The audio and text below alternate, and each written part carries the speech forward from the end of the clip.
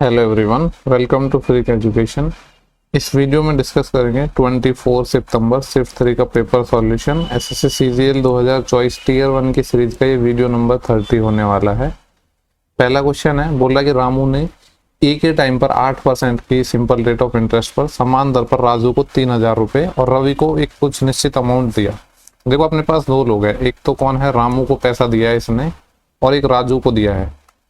राजू को 3000 रुपये दिए हैं और रवि को कितने दिए हैं ये हमें नहीं पता। देने वाला रामू है, किस किस को दिया है, एक तो राजू को दिया है, एक रवि को दिया है, लेकिन जो अमाउंट है राजू को उसका बताया गया है कि 3000 रुपये दिए है, रवि को नहीं पता कितने रुपए दिए। 5 ईयर के बाद उसे राजू और रवि दोनों से जो इंटरेस्ट मिल रहा है वो 1600 रुपये मिल रहा है। देखो रेट दोनों की सेम है, 8% के हिसाब से 5 साल में ब्याज कितना हो जाएगा, 40%। तो मैं ये कह सकता हूँ राजू से जो उसको इंटरेस्ट मिला वो कितना हो जाएगा, 40%। 3000 का 40% यानी 1200 रुपये। इसको 1200 रुपये इंटरेस्ट मिला राजू से और टोटल बोल रहा है कि 1600 रुपये मिले, तो मैं कह सकता हूँ रवि से मिला होगा, फिर बाकी का 400 रुपये। ये 400 रुपये रवि से इंटरेस्ट मिल रहा है, कितने साल में मिल रहा है, 5 ईयर में। ठीक है, 5 ईयर में जो इंटरेस्ट मिल रहा है 400 रुपये, तो एक ईयर में मैं कह सकता हूँ एक ईयर में जो इंटरेस्ट मिलेगा वो कितना मिलेगा, 80 रुपीज़। और देखो रेट दोनों का सेम था 5 साल में, या फिर ये भी कह सकता हूँ डायरेक्ट हमसे प्रिंसिपल पूछा है ना, यानी 40% की वैल्यू हो जाएगी ये 400 रुपये। हमसे पूछ रहा है इसको कितना पैसा उधार दिया गया, यानी 100% हमें चाहिए। 40% की वैल्यू अगर 400 है तो 100% की वैल्यू हो जाएगी कितने, 1000 रुपये। यानी इसने रवि को जो पैसा उधार दिया वो 1000 रुपये था। बोल रहे दो स्ट्रेट लाइन है जो कोइंसाइडिंग है ईच अदर। कोइंसाइडिंग है यानी संपाती रेखाएं। संपाती रेखा क्या होती है, एक ही लाइन से होकर गुजर रही है, यानी एक दूसरे से ये ऐसे ओवरलैप करेगी। तो पूछ रहा है कि ऐसे टोटल कितने इंटरसेक्शन पॉइंट होंगे। देखो दो लाइन एक दूसरे के ऊपर कर ऐसे गुजर रही है, तो यहाँ पे तो इसके जितने भी आप बना सकते हो इनफाइनाइट हो जाएंगे। दो लाइन है एक दूसरे के ऊपर होकर जा रही है, तो कितने अपने पास पॉइंट हो जाएंगे, infinitely many points of intersection. बोल रहा है इसको सॉल्व करना है। देखो आप बेसिक से भी बना सकते हो या फिर इसमें वैल्यू पुट कर सकते हो। अब वैल्यू पुट करना है तो क्या पुट करोगे, देखो यहाँ पे 45 वगैरह हम नहीं पुट कर सकते, क्योंकि 45 वगैरह पुट करोगे तो यहाँ पे साइन थीटा कॉस थीटा ये सेम बनेगा, और दूसरा ये 45/2 22.5 आ जाएगा। तो वैल्यू पुट करना है तो फिर 60 डिग्री हम कर सकते हैं। अगर मैं 60 पुट करता हूँ तो 1 प्लस साइन 60 हो जाएगा √3/2 minus cos 60 1/2 upon 1 plus sign 60 √3/2 और कॉस 60 1/2। देखो ये दोनों मिलकर कितने बना देंगे, 1/2, और एलसीएम अगर मैं 2 लूंगा तो 1 माइनस 1/2 ये 1/2, तो ये क्या आ जाएगा, √3 प्लस 1/2 आ जाएगा डिवाइड बाय। सिमिलरली यहाँ पे 1 प्लस 1/2 3/2 बन जाएगा। 2 एलसीएम लूंगा तो 3 प्लस √3/2, ये इससे कैंसिल आउट हो जाएगा। ऊपर हमारे पास बचा है √3 प्लस 1, नीचे बचा है 3√3। क्या यहाँ से भी देखो, अगर मैं यहाँ से √3 कॉमन ले लूँ नीचे से, तो √3 कॉमन लूंगा तो बचेगा √3 प्लस 1, ये इससे कैंसिल आउट हो जाएगा, यानी 1/√3 आ रहा है। कौन सा ऑप्शन है जो थीटा बराबर 60 पर 1/√3 देगा, यहाँ पे ये आएगा cos 30। cos 30 कितना होता है, √3/2। साइन कितना आएगा यहाँ पे 30, जो कि 1/2 होता है, नहीं हो सकता। यहाँ पे cot कितना आएगा, थीटा बराबर 60 हो गया तो cot 30। cot 30 क्या होता है अपने पास, √3, और यहाँ पे क्या आएगा tan 30। tan 30 होता है 1/√3, तो यही वाला ऑप्शन हो जाएगा। सेम क्वेश्चन है, jewellery was what % of the total export. Total export में ज्वेलरी का परसेंटेज पूछा है। टोटल एक्सपोर्ट है कितना, यहाँ पे देखो ज्वेलरी का जो शेयर है वो है 500, तो टोटल में पूछा है तो टोटल निकाल लेते हैं। 7 और 6 13, 13 और 5 18, 18 और 4 22, 22 और 8 कितने हो जाएंगे अपने पास 30, यानी 3000 तो ये हो गया। एक्स्ट्रा और देख लेते हैं कितना, 50 यहाँ पे, 50 यहाँ पे, 100 और 180, 180 और 20 200, यानी 3000 और 200 कितना हो जाएगा 3200। परसेंट निकालना है 100 से मल्टीप्लाई, ये आ जाएगा। देखो 4 से काट लो, 4 8 32, और 4 से काटोगे तो 125, तो 125/8 आ रहा है। 8 है का मार्क, 4 बचेगा 45, 8 5 40, फिर कितना बचा 5 50, 8 6 की 48, फिर कितना बचेगा 2 20, 8 दूनी 16, यानी 15.62 अप्रोक्स इतना आ रहा है। तो नियर बाई क्या है 15.63, बस इसमें एक काफी क्लोज था, लेकिन ये 7 8 था, ज्यादा चले जाएगा। बोल रहा है कि 1 वर्ष पहले बी की जो आयु है वो ए की आयु की डबल थी। ए और बी का रेशो गिवन है। 1 ईयर को क्या था, ए की आयु डबल थी, सॉरी बी की एज है ए का डबल थी, यानी ए की 1 है तो बी की 2 रही होगी। ये करंट से 1 ईयर बैक आ रहे हैं हम, ठीक है, ये पॉइंट है करंट ईयर का। बोला 9 ईयर बाद बी की जो आयु है, ए की आयु का अनुपात 4:3 होगा। बी और ए का गिवन है, मैंने वैसे ए और बी का लिख दिया, तो 4 यहाँ पे लिखेंगे और 3 यहाँ पे लिखेंगे। देखो टोटल कितने साल की बात हो गई, 9 ईयर तो ये हो गए, और 1 ईयर हम बैक में जा रहे हैं, तो दोनों का डिफरेंस लेंगे तो 10 ईयर आ जाएगा।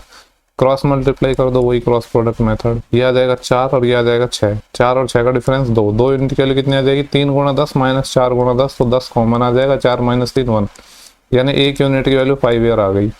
पूछा क्या है हमसे, उनकी करंट एज का सम पूछ रहा है। देखो अगर यहाँ पे मैं इन दोनों का सम निकालू, 2 और 1 3 यूनिट की वैल्यू, तो 3 यूनिट की वैल्यू कितनी आएगी, 15 ईयर। लेकिन ये जो 15 ईयर है ये करंट से 1 ईयर, ये 1 ईयर अगो की एज है, जबकि हमसे पूछ रहा है करंट का, तो इसमें 2 साल और ऐड करना पड़ेगा।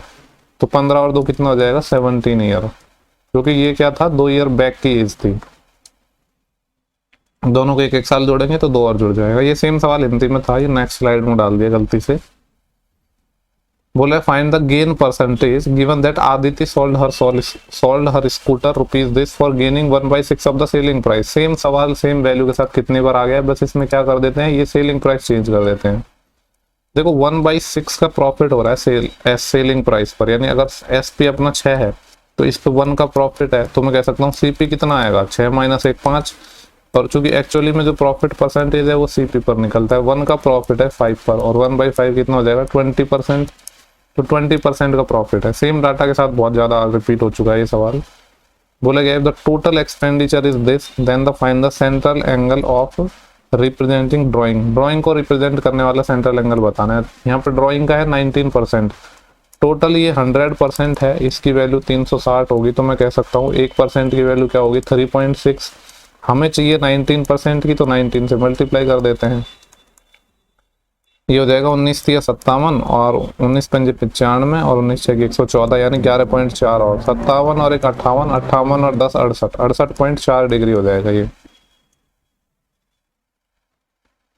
बोला गया दिस बराबर this then the value of tan theta. देखो यहाँ पे अपने पास साइन और कॉस दिख रहे हैं, तो मैं यहाँ से ऐसे कर सकता हूँ, 6 कॉमन ले लेता हूँ, 6 कॉस मतलब 10 साइन स्क्वायर थीटा है, इसको मैं लिख देता हूँ 6 साइन स्क्वायर थीटा और 6 कॉस स्क्वायर थीटा, 6 कॉमन ले रहा हूँ, तो ये बच जाएगा sine square theta plus cos square theta. फिर एक्स्ट्रा क्या बच जाएगा, अपने पास 10 था ना, यानी 4 साइन स्क्वायर थीटा और बच जाएगा, इसकी वैल्यू 7 है। हालांकि मैं डायरेक्ट भी लिख सकता था ये चीज। अब देखो आपको पता है इसकी वैल्यू 1 हो जाएगी, तो 1 गुणा 6 6 हो जाएगा ये, तो 7 माइनस 1 6 आ जाएगा यहाँ पे। यानी अगर मैं साइन थीटा निकालूं तो क्या आएगा, सबसे पहले तो ये 6 इधर माइनस में जाएगा तो 1 बचेगा, फिर ये 4 है इसका डिवाइड होगा, साइन थीटा चाहिए तो इसका रूट और लेना पड़ेगा, तो ये आएगा 1/2। साइन थीटा की वैल्यू 1/2 आ रहा है, मतलब थीटा 30 डिग्री हो जाएगा। अगर थीटा 30 डिग्री है तो tan 30 कितना होता है 1/√3। बोल रहा है कि the ratio of the length breadth and height of solid cuboid is this, और ब्रेथ बोला गया है क्यूबॉइड की 12 है, तो वॉल्यूम बताना है। आपको पता है कि ये जो रेशियो में गिवन है 3 2 1 में, और बोल दिया कि जो ब्रेथ है ये क्या है, लेंथ ब्रेथ हाइट, और ब्रेथ जो 2 रेशियो है उसकी वैल्यू एग्जैक्ट वैल्यू है वो 12 है, यानी 6 गुना है। अगर ये 6 गुना है तो हर चीज 6 गुना हो जाएगी।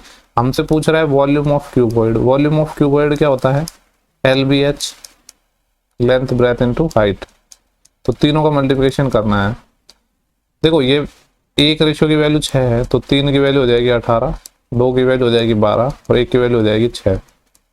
6 दूनी 12, 12 इंटू 96। अगर मैं देख रहा हूँ तो यूनिट डिजिट 6 आ रहा है, और केवल एक ऐसा ऑप्शन है जिसमें यूनिट डिजिट 6 आ रहा है। बोल रहा है ट्राइंगल के एंगल 1 2 और 3 के रेशियो में है, तो सबसे बड़े और सबसे छोटे कोण के बीच में हमें डिफरेंस बताना है। देखो 3 और 2 5 और 1 6 रेशियो है, 6 रेशियो की वैल्यू 180 डिग्री है, यानी मैं कह सकता हूँ 1 रेशियो की वैल्यू 30 है। सबसे बड़ा और सबसे छोटा उनमें डिफरेंस कितना है, 2 यूनिट का, तो हमसे सवाल में 2 यूनिट की वैल्यू पूछी है। 1 रेशियो की वैल्यू 30 है, तो 2 रेशियो की वैल्यू कितनी हो जाएगी 60 डिग्री। बोल रहा है अगर a बराबर 15 डिग्री है तो इस फंक्शन की वैल्यू बतानी है। देखो अगर a 15 है तो ये cos 45 हो जाएगा, cos 45 होता है 1/√2 प्लस 10 इंटू ये हो जाएगा sin 30 होता है 1/2 अपॉन 7√3 इंटू a की वैल्यू 15 है तो ये sin 60 हो जाएगा, sin 60√3/2 होता है। बस इसे सॉल्व करना है। ये √2 से √2 चले जाएगा तो 11, और 2 से ये 5 टाइम चले जाएगा तो ऊपर आ जाएगा 16। यहाँ पे √3 से √3 चल जाएगा तो ये 7 जो 2 है ये ऊपर चले जाएगा, तो 16 की जगह ये कितना हो जाएगा 32। सॉरी √3 इंटू √3, एक सेकेंड कैंसिल नहीं होगा, ये √3 इंटू √3 3 बन जाएगा ये, तो ये हो जाएगा अपने पास 21, तो ये 32/21 आ जाएगा क्योंकि मल्टीप्लिकेशन में है ना दोनों। बोल रहे दो संख्याएं 2 और 5 के रेशियो में है और उनका डिफरेंस 210 है, तो छोटी संख्याएं क्या है, बहुत इजी सवाल है। अगर 2 और 5 के अनुपात में उनका डिफरेंस कितना हो जाएगा, 3 की वैल्यू 210 है, यानी मैं कह सकता हूँ 1 की वैल्यू 70 है। पूछ रहा है छोटी संख्या क्या है, छोटी संख्या 2, तो 2 की वैल्यू कितनी हो जाएगी, 70 का डबल 140। यहाँ पे बोला गया है कि किसी बैग का अंकित मूल्य है वो सीपी से 25% अधिक है, यानी हम मार्कअप कर रहे हैं यहाँ पे और उस पर 18% का डिस्काउंट दे रहे हैं। आपको पता है मार्कअप परसेंट और डिस्काउंट परसेंट का जो सक्सेसिव होता है वही प्रॉफिट या लॉस परसेंटेज होता है, तो इसमें सक्सेसिव लगा दो। 25 का हम मार्कअप कर रहे हैं, 18 का डिस्काउंट दे रहे हैं, -25 × 18/100।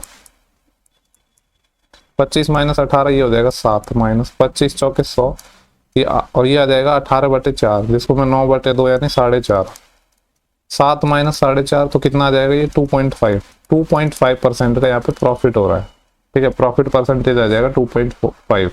क्वेश्चन नंबर 14 पूछ रहा है कि what is the ratio of the average donor. Average donor कौन कौन से, A, O and A B.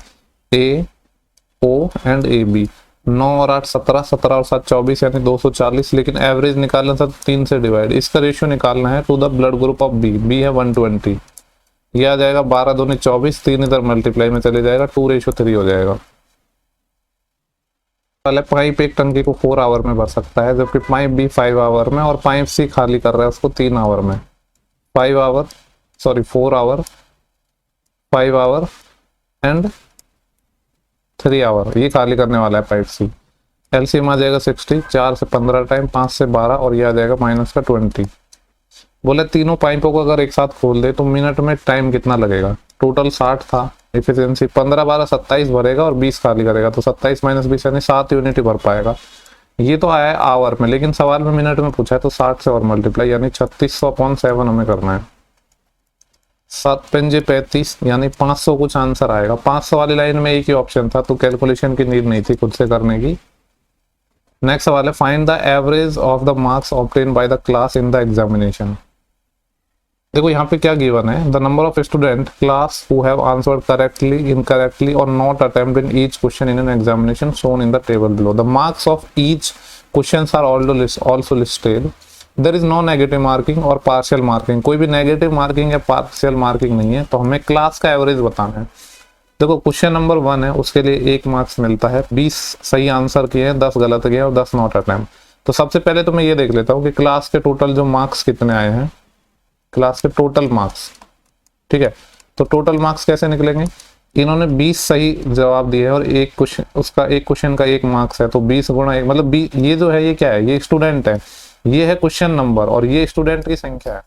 ये सेम ही होगी, क्योंकि अगर स्टूडेंट है तो हर क्वेश्चन के लिए सेम नंबर ऑफ स्टूडेंट होंगे। जैसे यहाँ पे देखो टोटल 40 स्टूडेंट है, ये संख्या ना कांस्टेंट रहेगी, ये 40 है यहाँ पे, यहाँ भी देखो सम कर लो 40 है, हर जगह ये 40 ही होगी क्योंकि स्टूडेंट तो सेम ही है ना।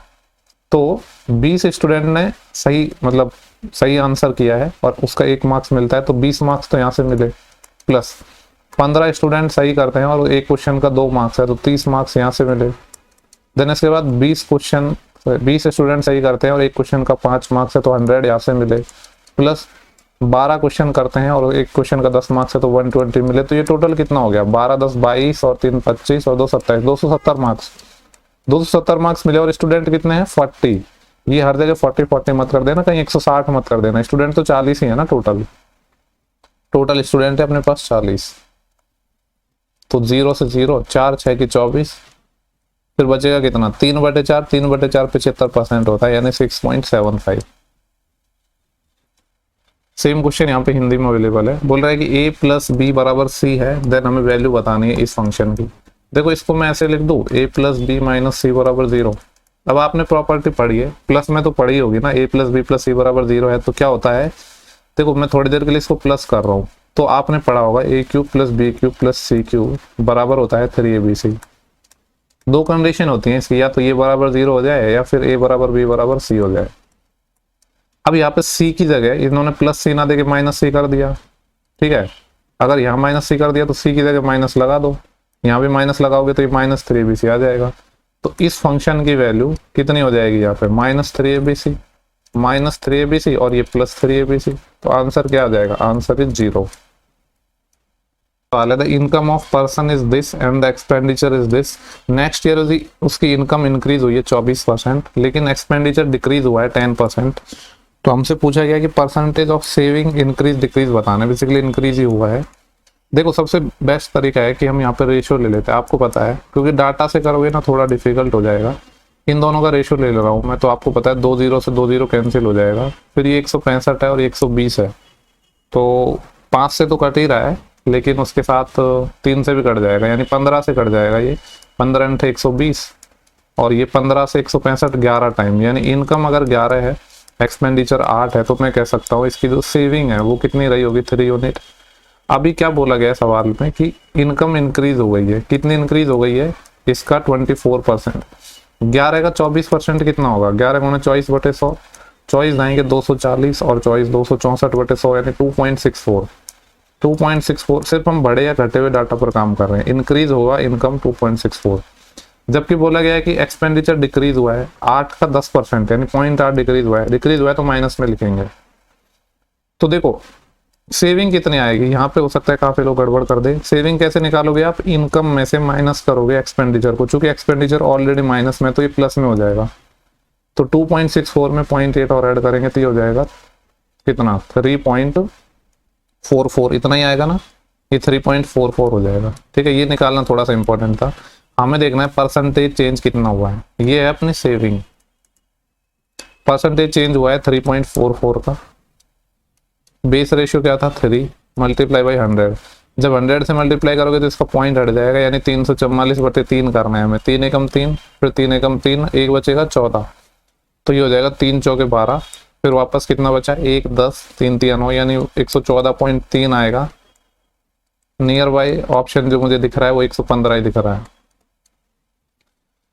नेक्स्ट सवाल है, माना कि एबीसी एक ट्राइंगल है जिसमें ए बी बी सी और ए सी के मिड पॉइंट है। एक ट्राइंगल हम बना लेते हैं। ट्राइंगल क्या है, ए बी सी ट्राइंगल है। If the mid point of A B B C and A C are D E and F, इनके मिड पॉइंट है डी ई और F, then triangle D E F. देखो mid point से triangle बन रहा है, तो आपको पता है इसमें सिमिलर टाइप के ट्राइंगल बनते हैं जिनके सारे के एरिया इक्वल होते हैं। 4 ट्राइंगल बन जाते हैं, सबके एरिया इक्वल होते हैं। हमसे पूछ रहा है कि डी ई एफ है वो, और सारे इक्वल होते हैं एरिया, यानी कॉन्ग्रुएंट होते हैं सारे, क्योंकि सारे सेम बनते हैं। मिड पॉइंट से जब भी ट्राइंगल बनते हैं तो वो कॉन्ग्रुएंट होते हैं सारे। पूछ रहा है कि डी ई एफ किसके कॉन्ग्रुएंट नहीं है। अब ऑप्शन उठाते हैं, बी डी ई के तो कॉन्ग्रुएंट है, जबकि हमसे पूछ रहा है नहीं है, तो ये वाला ऑप्शन नहीं हो सकता।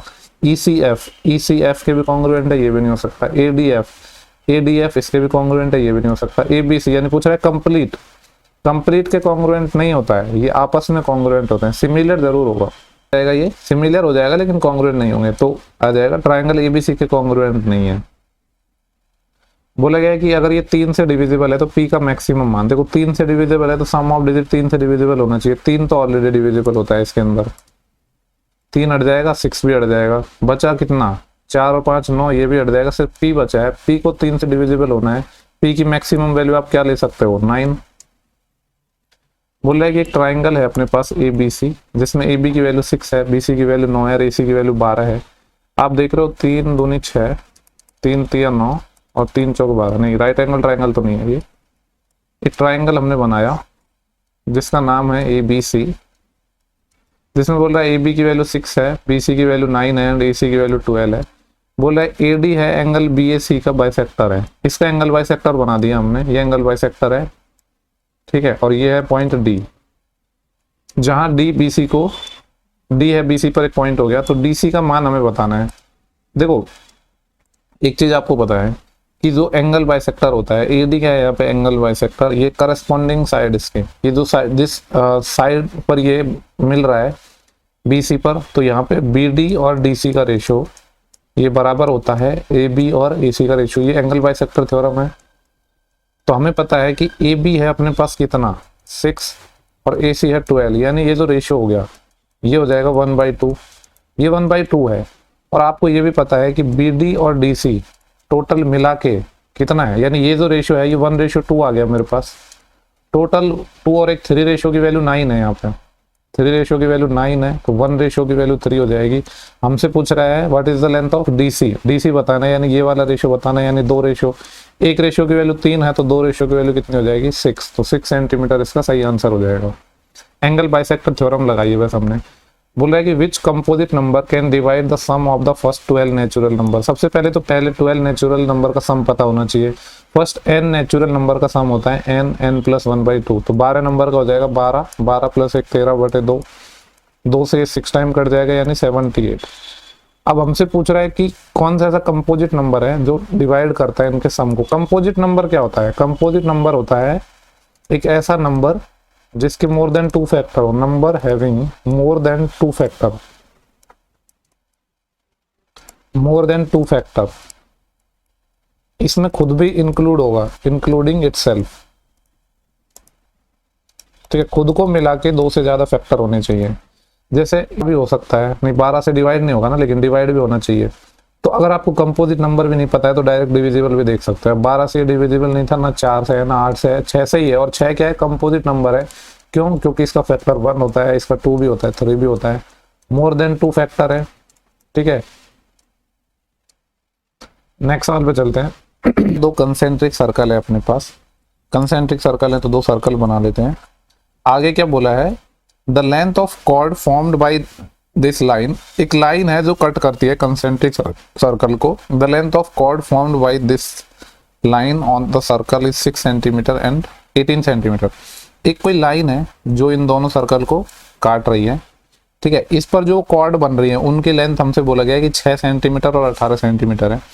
देखो इसकी कॉर्ड 6 है तो ये 3 3 हो जाएगा, बड़े वाले की कॉर्ड 18 है तो यहाँ से यहाँ तक 9 हो जाएगा, यानी ये 6 6 हो जाएगा। इस तरीके से है।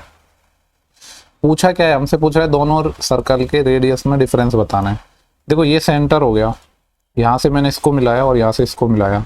इस छोटे वाले सर्कल की रेडियस r मान लेता हूँ, इसको मैंने यहाँ से मिलाया, बड़े वाले की मैं कैपिटल R मान लेता हूँ। तो हमें रेडियस में डिफरेंस चाहिए। आपको पता है कि सेंटर से अगर मैं इसको मिलाऊंगा तो ये परपेंडिकुलर होंगी। छोटे वाले ट्राइंगल में अगर मैं पाइथागोरस थ्योरम लगाऊंगा तो 90 के सामने r स्क्वायर है, ये बराबर हो जाएगा क्या? देखो ये अपनी फिक्स लेंथ है, ये इसको x मान लो, r स्क्वायर बराबर क्या हो जाएगा? 3 का स्क्वायर 9 प्लस x स्क्वायर। बड़े वाले सर्कल में पाइथागोरस लगाऊंगा तो कैपिटल R स्क्वायर हो जाएगा। ये 6 और 3 9 है यहाँ से लेकर यहाँ तक, तो 9 का स्क्वायर 81 प्लस ये x स्क्वायर। हमें चाहिए दोनों सर्कल के रेडियस में difference, square of the radius of circle, square में डिफरेंस, यानी r square minus r square चाहिए। तो x स्क्वायर से x स्क्वायर कट जाएगा, 81 माइनस 9 कितना आ जाएगा? 72। नेक्स्ट सवाल है, 30 स्टूडेंट वाली एक क्लास है, ठीक है, जिसमें इन्होंने एक टेस्ट दिया है। बोला गया 12 स्टूडेंट के जो एवरेज मार्क्स हैं वो 62 है और रिमेनिंग कितने होंगे? टोटल 30 था तो 12 में से फिर बचा कितना? 18, उनके 78 है। तो ओवरऑल क्लास के पूछ रहा है कितने हैं। पहले ये स्टूडेंट का थोड़ा रेशियो ले लेते हैं, 6 दूनी 12, 6 3 18। अब इसमें हम डेविएशन लगा देते हैं। मैं मान रहा हूँ कि एवरेज 62 था, डेविएशन देखेंगे कितना आया, 62 से 78 कितना ज्यादा है? 16। इसके करस्पॉन्डिंग रेशियो 3, इसको डिवाइड करेंगे इस रेशियो में, 2:3 में यानी 5 में, ये आएगा 48/5, 5 नम में 45। इसको सॉल्व करेंगे तो 5 नम 45 और 3/5 और बचेगा, 3/5 60% होता है यानी 0.6। तो 62 और 9 कितना हो जाएगा? 71.6। लास्ट सवाल है चोर पुलिस का। बोले कि एक पुलिसकर्मी है जो एक थीप को देखता है। पुलिसकर्मी chasing a thief at speed of 82 kilometre per hour, ये 82 की स्पीड से भाग रहा है। ये एक दूसरे से 1300 मीटर की दूरी पर थे और स्पीड ऑफ थीप है 64 किलोमीटर पर आवर। बोल रहा है कि how much time will the policeman catch the thief at both riding on bike, दोनों बाइक पर दौड़ रहे तो कितने टाइम में पुलिस वाला चोर को पकड़ लेगा। लेट्स से कि इस पॉइंट पर पकड़ेगा, ठीक है, तो थीप यहाँ से यहाँ तक भागेगा और पुलिस वाला यहाँ से यहाँ तक भागेगा। तो पहले मैं टाइम निकाल रहा हूँ, टाइम में हमसे पूछा है। डिस्टेंस का जो गैप है 1300 मीटर, यही कवर करना है। सेम डायरेक्शन में जा रहे हैं, एक की स्पीड 82 है, रिलेटिव स्पीड लगेगी, एक की स्पीड 82 है, दूसरे की 64 है, तो स्पीड में डिफरेंस आ जाएगा 18 किलोमीटर पर आवर। लेकिन चूंकि आंसर सेकंड में है तो जो स्पीड किलोमीटर पर आवर है इसको मीटर पर सेकंड में बदलना पड़ेगा, यानी 5/18। इस 18 से ये 18 चले जाएगा, 1300/5 करना है हमें, 5 दूनी 10, 3 बचेगा 30, 5 6 30, यानी 260 सेकेंड लगेंगे इस चोर को दबोचने में पुलिस को। ठीक है, तो ये पूरे 25 क्वेश्चन हो चुके हैं। अगर सेशन पसंद आता है तो लोगों के साथ शेयर कर सकते हैं। ठीक है, बाकी PDF वगैरह टेलीग्राम पे मिल जाएगी। अगर आपका कोई भी डाउट हो तो कमेंट सेक्शन में सारे जो भी सोशल मीडिया के प्लेटफॉर्म है वहाँ पे आपको कनेक्ट होने के लिंक मिल जाएंगे। बाकी आप कमेंट सेक्शन में भी बता सकते हो। ठीक है, नेक्स्ट सेशन में जल्दी मिलेंगे, तब तक के लिए bye bye, take care, thank you for watching, have a good day.